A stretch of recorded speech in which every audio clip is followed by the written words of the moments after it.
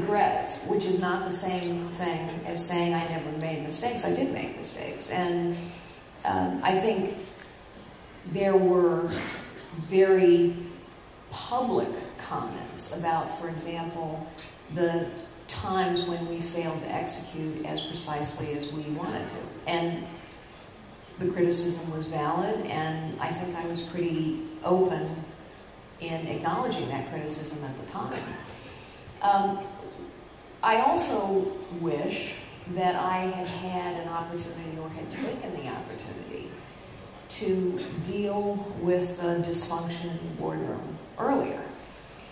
On the other hand, I made a judgment, and it was, I think in retrospect, not the right judgment. But my judgment at the time was that the board had brought me in. You know, there was all this commentary when I was at HP going through the merger that this was a Carly board, that I'd stacked the board. I mean, it was so silly because, of course, the board had brought me in. The new compact board members were negotiated onto the board in essence. So it was not at all my board, but it was a dysfunctional board. And my judgment was that there were many, many, many other things to deal with: repositioning the company, getting through a merger, managing through the dot-com bust, and that the dysfunction in the boardroom would have to wait until we got through some of these more fundamental, strategic, competitive, operational issues. Ultimately, that dysfunction in the boardroom led to my firing. It ultimately burst into public view because of the spying on board members, including myself after I had left, and a set of personal rivalries that really became difficult. I guess I would say that with the passage of time, perhaps the facts are more clear, because the reality is that the trio of people most engaged in my ouster were all fired from the board a year and a half later, and the board has been completely transformed by Mark Hurd, which is to his credit, and which has been helpful to the company, I think.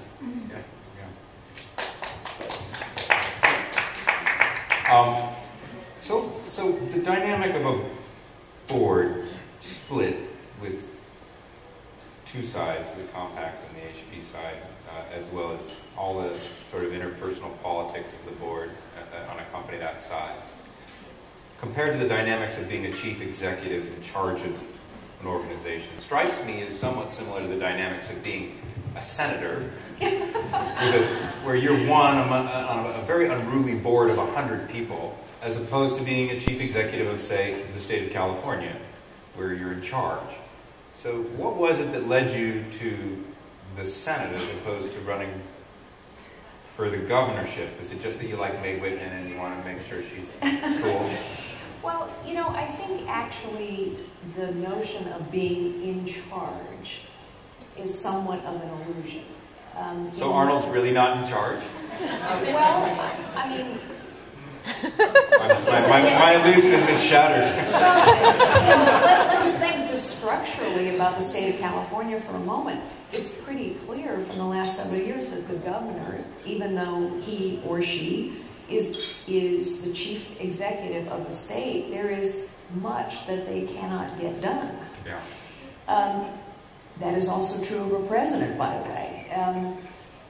I also think that when you are a CEO, the most ineffective, I've always believed this, based on my experience, the most ineffective use of power is when someone says, do it because I say so.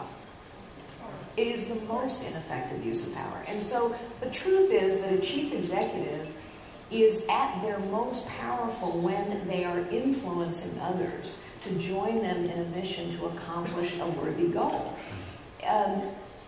Influence is vital.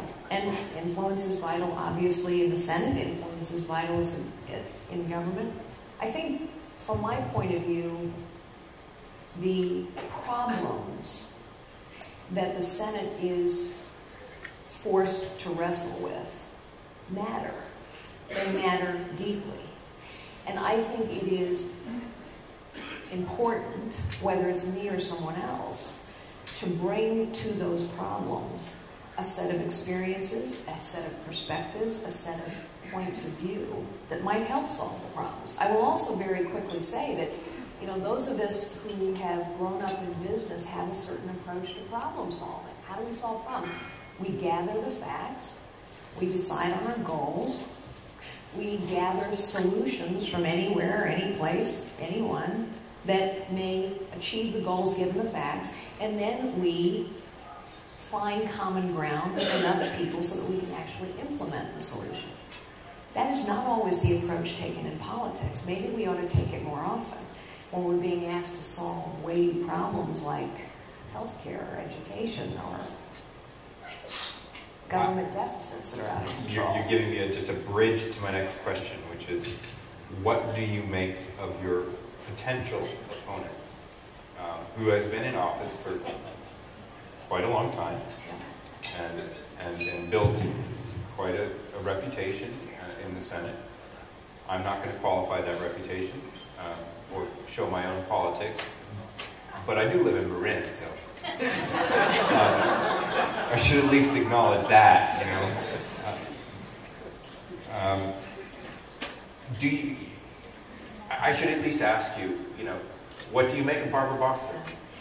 Well, Barbara Boxer has been a dedicated public servant for a very long so time. politic.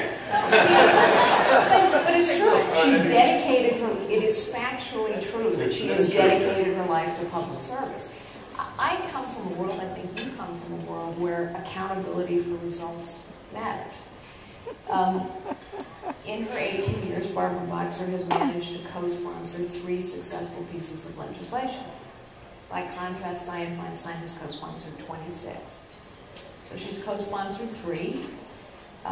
One is naming a river in Virginia, one is naming a courthouse, and one was bringing federal dollars to the Bay Area for earthquake relief in 1989. I'm glad you got that one done. I don't think that's enough in 18 years.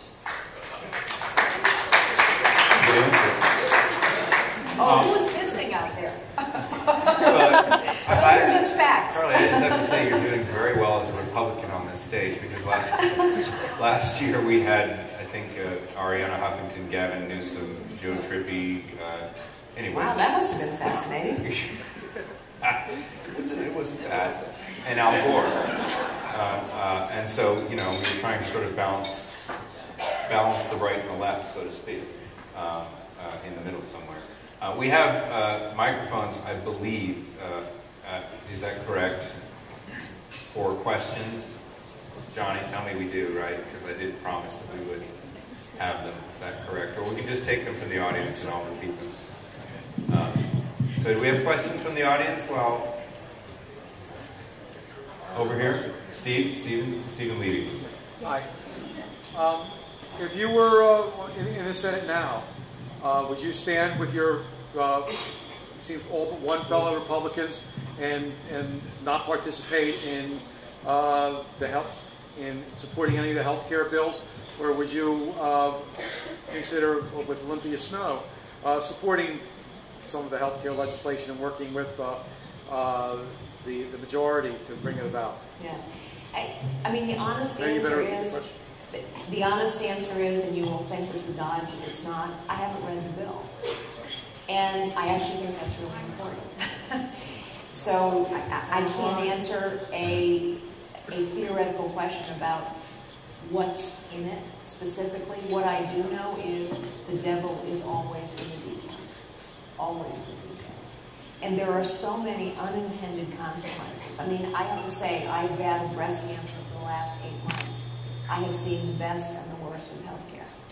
And to me, understanding every bit of that piece of legislation would be critical to whether I can support it or not. Over here, behind Stephen.